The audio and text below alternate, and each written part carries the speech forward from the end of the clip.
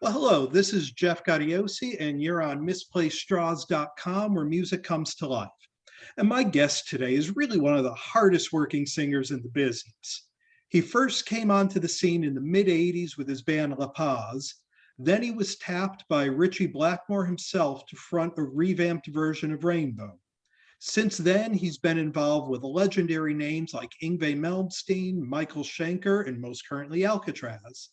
But in all that time, he's only released one solo record, and he's recently re-released that record called As Yet Untitled with a host of bonus tracks. Please welcome Mr. Doogie White. Welcome, Doogie. Good evening. Nice to be here. Thank you for asking me. So, and there's so much to talk to you about, but let's start with the re-release of the As Yet Untitled record.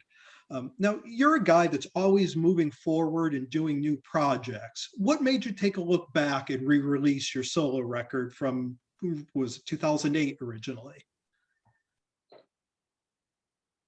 I got the rights to the album back, and I had and the pandemic, the COVID pandemic hit, and so all my work for the year with Michael Schenker was cancelled. And I was approached by a record company who said they would like to re-release it. Did I have any bonus tracks? And I had 2 tracks left over from the album the last time, because I always record more than I need, and then we can see how the balance is going to go. So I had my friend Pontus Nordgren from Hammerfall. He remastered it all for me and remixed the 2 bonus tracks. And it turns out that the guy who runs the record company, Brian Adams, strangely, not that one, a different guy, a Scottish lad that I've known, and I've known him for a long time, and I hadn't seen him for years. But back in the very late 90s, the early 2000s, there was a whole bunch of us all got together and we did tribute albums to different bands. It was very popular. I mean, a lot of people were doing them back then. And so we did them from everybody from Whitesnake through UFO to Nazareth through Rolling Stones. And it turns out that he owns those recordings. So he said, why don't I take some of the tracks that you did on these tribute albums, and we'll put them together on one CD and make that a bonus CD just to boost up the album. And I said, why not? So he came up with the CD, and it's quite interesting actually, because there's a lot of the songs that I don't remember recording because it was very much, you got a phone call on the Friday to say, can you come in on Monday and record 3 Nazareth songs? I want you to do this one, and this one. So you learned them over the weekend, went in on Monday morning, started at midday and left at 4 o'clock in the afternoon. And that was the last you ever saw of them, you know. But there was a whole bunch of us doing it back then. I mean, Paul Di'Anno was involved, and I think Gary Barden sung on some. We had Neil Murray from Whitesnake and Black Sabbath playing bass. Bernie Shaw from Uriah Heep. So it was just a whole bunch. So that was just the reason why there it is there, look at that. It's a great wee sleeve. We changed the front sleeve a wee bit as well, just to differentiate it from the original release. So that was it. It was just a way of I had actually time to deal with it and get it out, because there were no live shows. And you mentioned the 2 new tracks, Small Town Saturday Night and Dishing the Dirt. And with those 2, like with Saturday Night, I know you had mentioned didn't quite fit the feel of the record, but it's such a great song. Is there always, part of you that feels off when you have to leave off such a really good song? And then with Dishing the Dirt, you mentioned it was left off to, keep the peace. Can you elaborate on that a little bit?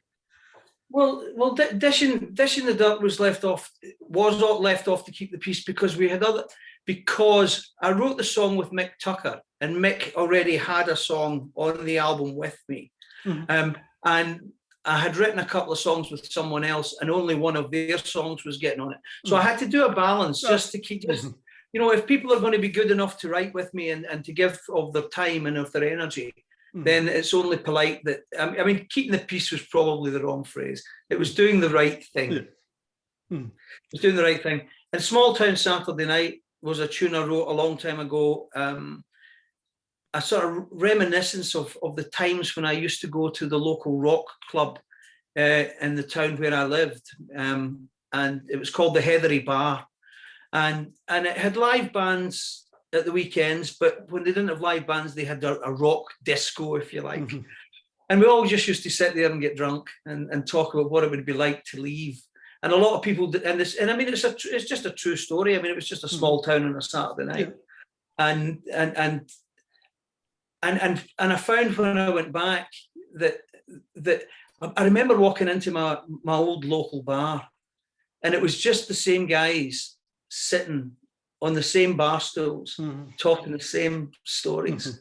And I suppose that's true for everywhere you go. If you've been away for a while, you come back and you expect dramatic changes, and there really isn't. You know, so it's a love song to the Heathery Bar and to all those friends back there. And I mean, it's a great record. It's a really strong rock record. And you're normally a band guy. So when it comes to writing, you know, when you're writing with, you know, Rainbow or Alcatrazz, or even some of the projects that you've done with certain named people, there's an expectation of how those songs will sound. But when it comes to a solo record from you, you kind of have the freedom to do anything. So is it different writing for a band as it was for your solo record? Well, not, I mean, the process, unless I give a song to, I was in a band called Tank, and I gave them a couple of songs that I had written. I mean, I had to say, I mean, I don't play well enough to do it, but I sat with Tucker and sang him the bits and pieces that I wanted, and sang him the melody, and we got the chords and we put it together. But mostly the process is the same, as in that someone will send me a piece of music, and hopefully not overproduced, so that I can get to weave the melodies in round about what the riffs are and what the chord changes are. And so it doesn't matter whether it's a Blackmore album, a Schenker album, or a solo album. I approach them all, you know, as if it's the first album I've ever done. You know, with the enthusiasm and the joy, because it's not a chore. I mean, sometimes songs are difficult to write, and then some of them just come so quickly. I mean, the first song on this, here it is again. The first song on this is called "Come Taste the Band." Now, Alex Dixon and I wrote that in 2 hours and recorded it in another 2. You know, so it was a very fast process, and I used it to start the solo album. Because I wrote it for my audition tape for Ritchie Blackmore. Yeah, and you know, it's funny. I was going to ask in you. The style, well, yeah, go on. I was going to ask you about that story of, you know, because naturally everyone hears "Come Taste the Band" and immediately the Deep Purple record comes to mind. So I was going to ask you the story behind writing that. Well, Ritchie phoned me up and asked me to send him something new, because he hadn't heard any material from me for a few years. So he wanted to hear something new. So I didn't have anything. I was working as a session singer for 2 publishing houses in London, singing other people's songs to pitch to Cher or Tom Jones or whoever it happened to be. And so I was doing their tunes, and it was all inappropriate for somebody like Ritchie to hear. So when he called me on the Saturday night, Alex and I got to work on the Monday morning and wrote "Come Taste the Band" in the style of Mark IV. And I did the Glenn Hughes parts, I did the David Coverdale parts, and he played guitar like Tommy Bolin, because he's a big Tommy Bolin fan. So that was funny. So when it came to doing the album, I was going to have my brother sing on it, because my brother and I used to sing the Coverdale Hughes parts on Burn and Stormbringer and Come Taste the Band, but he wouldn't do it. So I had Patty Russo, who was Meatloaf's Paradise by the Dashboard Light Girl for many, many years, and was a good friend of mine. And she came over and blasted it out in one take and just sang all those parts. And then I thought, let's take it to another extreme. So I phoned Tony Carey, and Tony was the keyboard player on Rainbow Rising. And I phoned Tony up and said, listen, can you do me an intro for this tune? And he did. And he played keyboards all the way through it. And it turned out great. And it's a fun track to open the album. And it gets that kind of rainbow purple family thing out of the way, which opens the door to do anything else I want. I'm a huge Tony Carey fan, so always glad to hear his work show up on anything. Absolutely. And now, kind of look back through your career a bit. We talked about your time with Rainbow that produced the Strangers in Us All record. And there was always the story that record was supposed to be a Ritchie Blackmore solo album, but the label wanted it under the Rainbow name. When you came aboard, did you know it was a Rainbow record, or did you think you were doing a Ritchie Blackmore record? Yeah. No, it was always going to be a Rainbow record. I mean, when I went over to audition for Ritchie, I had a week auditioning with him. I was only supposed to be there 3 days, but we had so much fun in Long Island in a place called Ronkonkoma. And he said, I'm kind of tired of the Rainbow name. I might call it Rainbow Moon, because Moon's my grandmother's maiden name. And I was like, okay, so the tapes that I have, because I taped some of the rehearsals we did from those days, and they have Rainbow Moon written on them. But I mean, it was, as far as I know, it was always going to be a Rainbow album. But what he did was, to differentiate it from anybody else's Rainbow, he called it Ritchie Blackmore's Rainbow again. And after working with Ritchie, a couple years later, you moved to another enigmatic guitar player with Yngwie Malmsteen. Yeah. And I had interviewed Yngwie recently, and he made a point of saying that he doesn't work with anyone; everyone works for him, and he does all the creative. You've talked before about how you've enjoyed your time with Yngwie, and those were some great records. What are your thoughts on working with him and just the process of creating a record with somebody like Yngwie? Well, I knew from the very start exactly how it was going to go. I mean, I went in and he said, "Look, I'm going to write absolutely everything, and you will just sing what I give you." And I said, "Okay," because I quite fancied going out and because he's an interesting character. I liked him. I got on well with him. I enjoyed his company, and we had some good laughs together. So it wasn't really a problem for me, because I had another band with Steen Moggensen, who was in a band called Royal Hunt, and our band was called Cornerstone. And so I was getting my writing chops and recording my work with Steen through Cornerstone, and that was running in parallel with Yngwie. So it wasn't a hassle for me. I knew what my role was, and I was happy to accept that. And I think once you accept that position, you can't go in and start trying to demand changes. Whether people like what we did together, he had decided at that point that he was going to be writing everything. And I had to draw the line with him when he was singing me melodies, because he would sing me the melodies, and I said, "No, don't play it on the guitar, because I'll be able to follow it, because his voice wanders, so he would play it on the guitar. So he'd be playing da da da da da da. I'm going, well, what do I sing over the biddle biddle bum? He went, "Oh no, just But that was the only thing that really, that we ever really discussed. I mean, I knew what I was being paid to do, and I agreed to do it under those circumstances. So I have no arguments with that at all. And like you said, you had your outlet with Cornerstone, so you still had your creativity going. So it was a perfect fit. Those were, again, being a big Yngwie fan myself, those were some really good years of his records that he did with you. And I think Derek Sherinian was involved back then. Yeah, we had a couple of good lineups in that band. We had Rudy Sarzo with us for a while as well, and and then of course we had the Swedes with Patrick Johansson and Jocke Svalberg,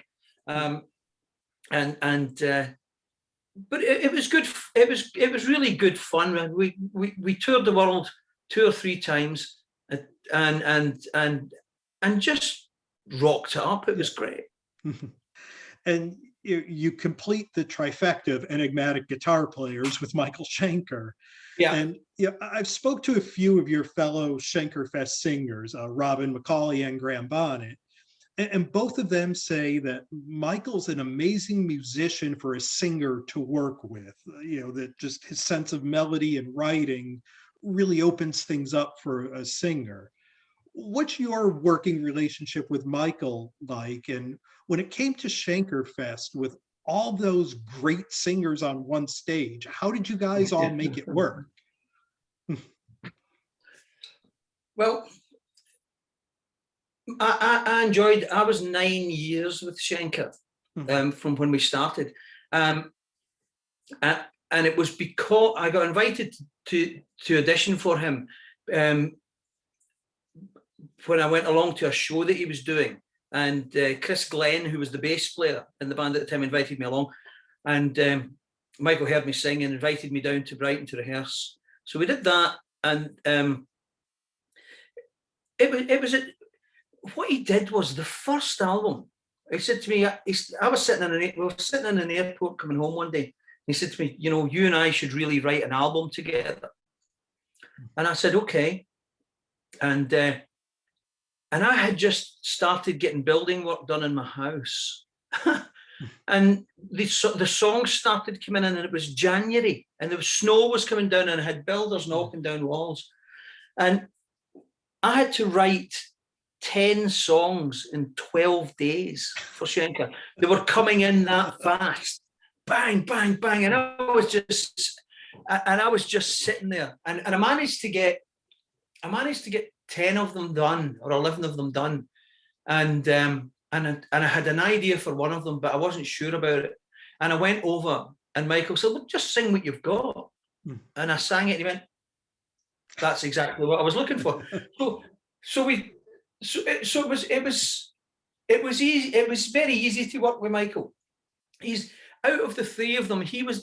When it came to the live situation, he was the hardest taskmaster because it's very disciplined.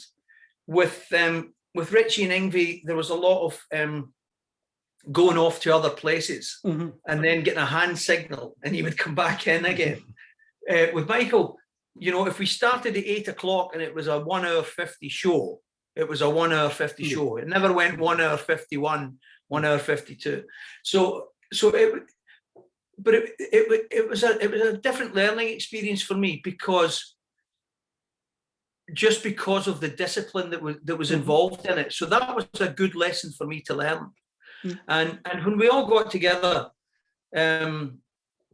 Michael did the first Shankerfest stuff without me, and they played some big shows in Japan and some festivals in Europe. And then he phoned me up and said, listen, I want to do a Shankerfest album. Will you help me write it? And I said, yeah, of course. So we got together, and everybody got songs to write. We didn't get to choose. We were just handed songs that Michael thought we could write to. And so that's what we did. And we all got on like a house on fire. I mean, it was really interesting. It was very brave of Schenker to do that, because it could have been a car crash. Yeah. But the lucky thing is that we know whose name's on the ticket. I mean, that's always my thing, So I just leave my ego in a wee bag with my wife at home. I'll be back in 2 months, darling. There's my ego. Keep it there. Keep it warm.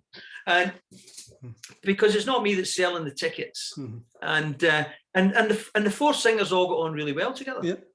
We had Bonnet, and we had Macaulay, and we had Gary Barden as well, and myself, and we all just got on like a house on fire, and we helped each other out, because sometimes someone was not quite the way they were supposed to be, or I wasn't quite the way I was supposed to be, but everybody was there giving you your backing every night. And it was a long show. I mean, it was 3 hours long. Yeah. 32 songs every night.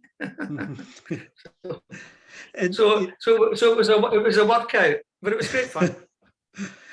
and speaking of that, and sharing the stage with Graham Bonnet, you recently replaced Graham again in Alcatrazz. And how did you come into the picture with Alcatrazz? And did you and Graham discuss what was going on with that band at all? Well, when Alcatrazz came over to tour over here in the UK, with Joe Stump as their guitar player, they came up to Edinburgh, and I got a phone call saying, would I go for a walk with Graham and buy him a coffee and sit and chat? Now, I've been friends with Graham for 20 years. He could have called me himself, you know. But so I went down and I met them, and him and I went and wandered around the old ruins of Edinburgh. And he said to me, I'm not enjoying this. I don't like this music. I didn't like it when I was doing it with Yngwie. I didn't like it when I was doing it with Vi, and I don't like it now. And I said, well, what do you want to do? And he said, I want to go back to the Graham Bonnet band, where I can at least do songs. You know, it seems to be the Guitar Hero thing that he doesn't particularly enjoy. And his last two Graham Bonnet albums were really good. And I said to him, well, you know, man, you know, you are a legend. You are still singing great. You know, you are in your early 70s. Go and do what you want to do. Go and do something that makes you happy.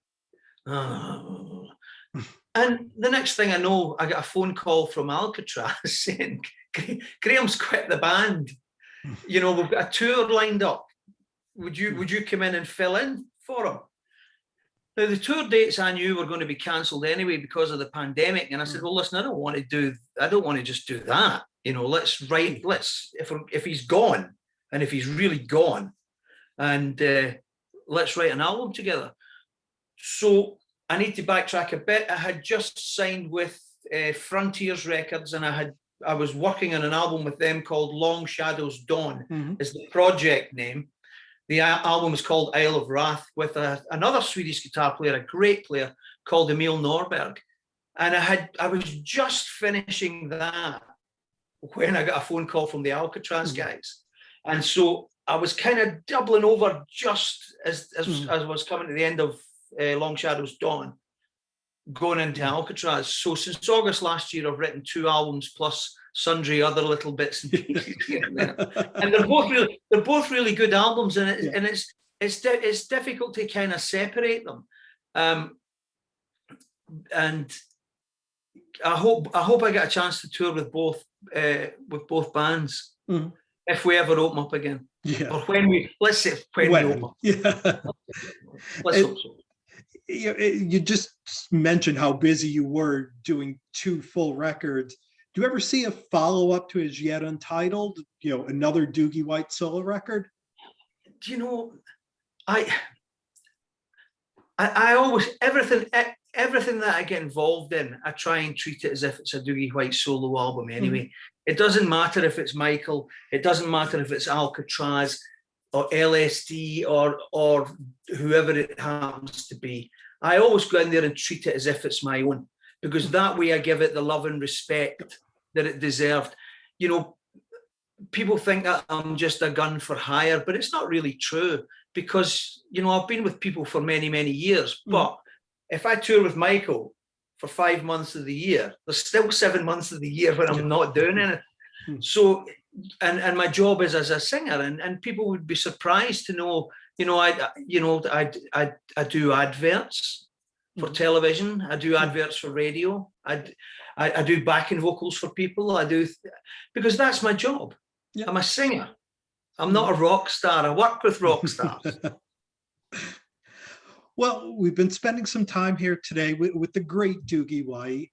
His only solo record, As Yet Untitled, was recently re-released with a host of bonus footage. Definitely worth a listen. Available wherever you stream, and I believe there's probably some physical copies available as well.